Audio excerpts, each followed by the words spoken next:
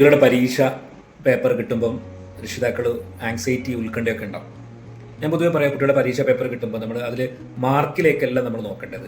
നേരെ മറിച്ച് കുട്ടികൾക്ക് എവിടെയൊക്കെയാണ് തെറ്റ് പറ്റിയിട്ടുള്ളത്, എന്ത് കാരണം കൊണ്ടാണ് തെറ്റ് പറ്റിയിട്ടുള്ളത്, ശ്രദ്ധക്കുറവുണ്ടോ, ചില ഉത്തരങ്ങൾ മാറിപ്പോകുന്നുണ്ടോ, മനസ്സിലാകാതെ ഉത്തരം എഴുതുന്നുണ്ടോ, കൺഫ്യൂഷൻ ഉണ്ടാവുന്നുണ്ടോ, ചോദ്യം വായിക്കാതെ ഉത്തരം എഴുതുന്നുണ്ടോ, റിപ്പീറ്റഡ് ആയിട്ട് ചില അക്ഷരത്തെറ്റുകൾ കാണിക്കുന്നുണ്ടോ, അല്ലെങ്കിൽ എഴുതാനുള്ള ബുദ്ധിമുട്ടുണ്ടോ, വായിച്ച് മനസ്സിലാക്കാനുള്ള ബുദ്ധിമുട്ടുണ്ടോ, അതേപോലെ തന്നെ ഒരേ ചോദ്യത്തിൽ തന്നെ വ്യത്യസ്തമായിട്ടുള്ള ഉത്തരങ്ങൾ ചെയ്യുന്നുണ്ടോ, ഞാൻ നോക്കിയിട്ട് ശ്രദ്ധക്കുറവ് കൊണ്ടാണോ അല്ലെങ്കിൽ പഠന പ്രശ്നം കൊണ്ടാണോ അക്കാഡമിക് സ്കിൽസ് കൊണ്ടാണോ. ചില കുട്ടികൾക്ക് പെട്ടെന്ന് എഴുതി തീർക്കുക എന്നുള്ള പ്രശ്നമുണ്ടാവും, മനസ്സിലാക്കാതെ എഴുതുന്ന പ്രശ്നമുണ്ടാവും, വേഗം തീർക്കണം, എഴുതാൻ മടിയുള്ള കുട്ടികളുണ്ടാവും, ചിലപ്പം വികസിപ്പിച്ച് എഴുതുക, വിശദീകരിച്ച് എഴുതുക, ഇതൊന്നും ബുദ്ധിമുട്ടുള്ള കുട്ടികളാവും. ഓരോ കുട്ടികളും ഈ ആൻസർ ഷീറ്റ് നമ്മുടെ കയ്യിൽ കിട്ടുമ്പോൾ ഓരോ കുട്ടികൾക്കും എന്ത് പ്രോബ്ലമാണ് ഉള്ളത് എന്ന് തിരിച്ചറിയാൻ രക്ഷിതാവിന് പറ്റണം. പരീക്ഷ ഹാളിൽ ശരിക്കും ഒരു തരത്തിലുള്ള സഹായം കുട്ടി കൊടുക്കരുത്. അങ്ങനെ കൊടുക്കുമ്പോൾ ഡിസേബിൾഡ് ആവുക കുട്ടി.